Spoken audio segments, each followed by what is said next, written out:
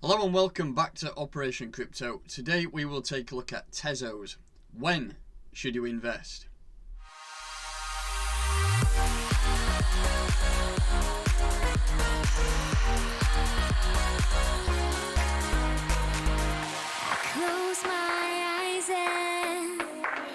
Right, so let's begin, and we will start off on CoinMarketCap, and we will have a look at some of the key statistics about the coin. So Tezos, which is ticker XTZ, is currently ranked 13 out of all cryptocurrencies that are listed on CoinMarketCap. We have a coin price of $2.87, and we are 3% up on today's trading. We have a circulating supply of 758,223,937 XTZ, with a market cap of just over $2 billion. We have been a lot higher in the past, as we will be able to see with the all-time high in a second. If we look at where we're trading, so as you can see, the bigger exchanges, because it's one, as we are ranked in the top 20, you would expect it to be on all the bigger exchanges, and we are getting predominantly a lot of the volume on Binance, OKX, Coinbase Pro, Kraken, all the big ones, that the most trusted ones in the space really. So pretty much if you're buying on all these exchanges in the top 10 here, you're pretty much good to go there. And if we just scroll down and have a look at the all-time highs, what we're mainly interested in there. So the all-time high was July the 1st, 2018, and we did it $4.46. So we are not a million miles from there. I mean, another 100% pump, and that is back to all-time highs, and it does sound a lot, 100%, but in cryptocurrency it's not a lot compared to some of these, like for example coins that have done 1,000% over the last 3 or 4 months. But we will take a look at the chart now and see what's been going on recently and see where we can potentially buy in some XTZ. Right, so let's get cracking. Now let's have a look into XTZ on TradingView, and here we can see CoinMarketCap was obviously absolutely full of shite, because the all-time high here, if we mark it, was around $12.48, and that was in December 2017. That's when Bitcoin and all the other coins had their all-time highs, and we'll just mark that up as the all-time high. Change that to a nice thick black line so we know where it is. There we go, and text. All-time highs. So that's his all-time highs there. Just change it to black. Done. So that's his all-time highs, and we have somewhere to potentially aim in the future. And next up, I just want to mark a couple of key levels of support and resistance, so you can see there's one there, and we'll change that to the weekly level. Weekly. Don't want to put too many on because we're only trading around this area at a minute, but we'll just mark a couple of key levels up. Obviously we've got one there which is dropped right down, and then one more which will mark that level up there. So we've got some market structure on the weekly levels, and it shows you that we have held support and resistance in them areas. And if we drop down to the daily, let's have a little bit of a zoom in. Obviously we have a key level there, it zipped up, and ever since then it retraced, and we'll change that to a daily. Templates. Daily. There we go. And you could say, you could say there's one there because it's, we'll mark up as well. So we've got a bit of a key level there. So that's a couple of levels in there for you. I don't want to put too many in. As we take one more, I'll have one more there. We zip down, and that's acted as a bit of support, and it's bounced off there. So let's have a look at this now and what we can potentially do for some entry prices.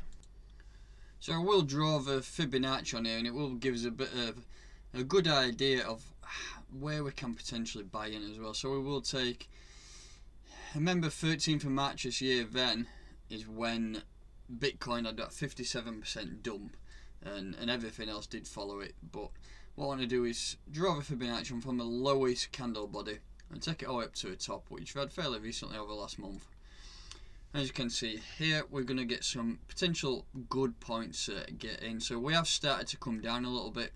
I mean, we are not turning bearish yet. Ethereum seems to be pumping. If we just scroll up, Ethereum's at $338. It was about $238 this time about 3 weeks ago. So that's flying, and that is kind of bringing things up with it. Around then it started pumping. It's pushed it back up. So we just need to potentially look at some entry points going forward. In my opinion, I do think that Bitcoin's going to roll over. We're around 12k now. I do think that over the course of the next few months, I do think it's going to get a bit nasty.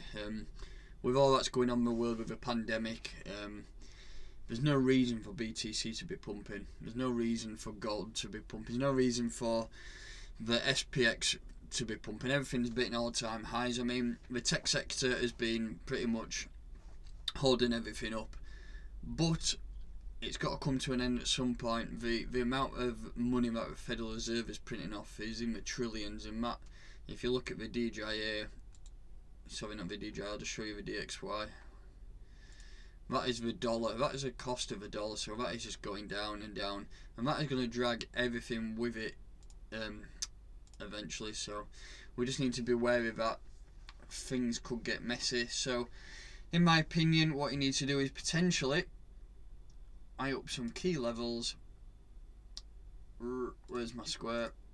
There we go. So in my opinion, I do think we can hit some of these levels down here. I think they will be great entry points for Tezos. And this is nothing against the project. This is just because I do think that Bitcoin is going to fall on its ass at some point, and it does follow it, as you can see here.